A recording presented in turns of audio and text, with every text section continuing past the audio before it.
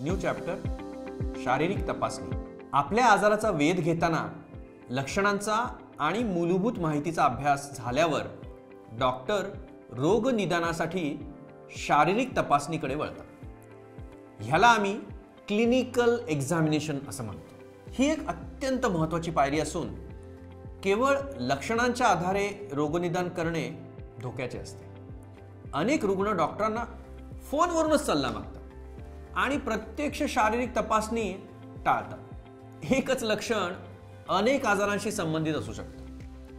प्रत्यक्ष तपासणीत आढळणाऱ्या चिन्हांच्या आधारे रोगनिदानास पुष्टी मिळते. म्हणून प्रत्यक्ष डॉक्टरला भेटणे अत्यंत महत्त्वाचे असते.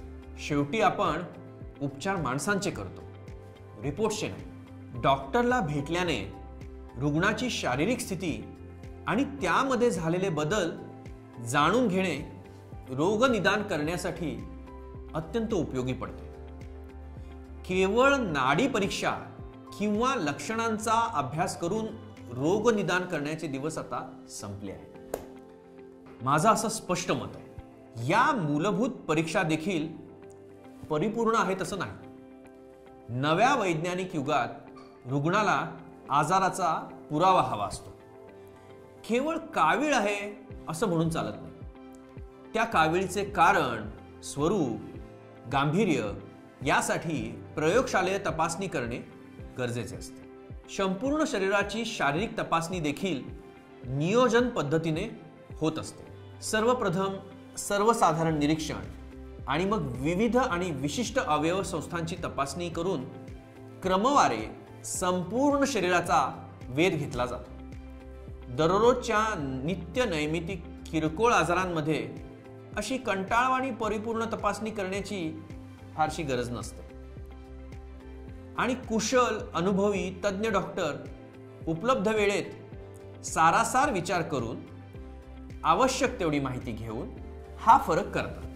आजकाल बऱ्याच डॉक्टरांविषयी सविस्तर माहिती इंटरनेटवरूनच मिळते, पण प्रत्यक्ष भेटून डॉक्टरांना पेशंटविषयी अतिशय सविस्तर माहिती जशी कळते तशीच पेशंटनाही डॉक्टरविषयी एक वेगळा विश्वास निर्माण होतो. विशेषतः सर्जरीच्या क्षेत्रामध्ये आपल्यावर ऑपरेशन करणाऱ्या व्यक्तीचे वय काय आहे, त्याचा अनुभव काय आहे, तो रुग्णाची किती काळजी करतो, ह्या माहितीमुळे आपल्याला एक कॉन्फिडन्स येतो. आपल्या ऐहिक सोयीसुविधा जितक्या महत्त्वाच्या आहेत ना, तितकाच ह्याही गोष्टी महत्त्वाच्या आहेत आणि त्याची काळजी घेतल्यास अपेक्षित रिझल्ट मिळण्याची शक्यता नक्की असते.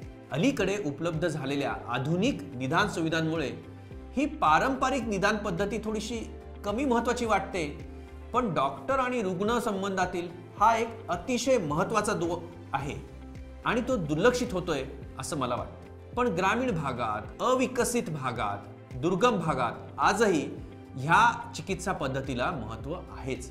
कमी खर्चाची सहज साध्य शारीरिक तपासणी अजूनही मोलाची आहे. तिला शास्त्रीय विज्ञाननिष्ठ बैठक मिळाली की मात्र एक वेगळाच रिझल्ट मिळतो.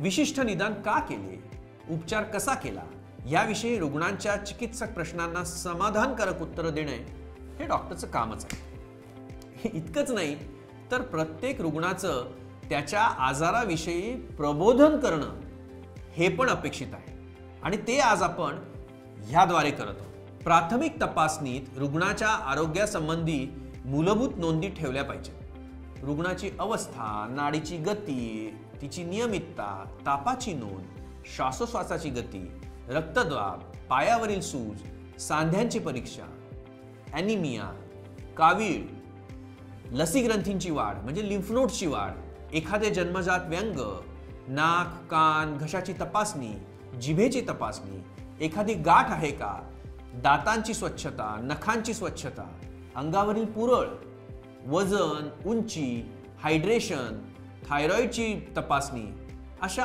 अनेक गोष्टी डॉक्टरांकडून सरावाने बघितल्या जातात आणि त्याची नोंदही ठेवली जाते. ही नोंद प्रत्येक पुढच्या भेटीत फार उपयोगी असते. रुग्णाच्या प्रगतीविषयी त्यामुळे चांगली माहिती होते. केवळ नाडी परीक्षा किंवा लक्षणांचा अभ्यास करून रोगनिदान आणि उपचार करण्याचे दिवस आता संपलेले आहेत. शारीरिक तपासणी व प्रयोगशालेय चाचण्या करून विज्ञाननिष्ठ उपचार करणे आता आवश्यक आहे. आम्ही याला एव्हिडन्स बेस्ड मेडिसिन असं म्हणतो.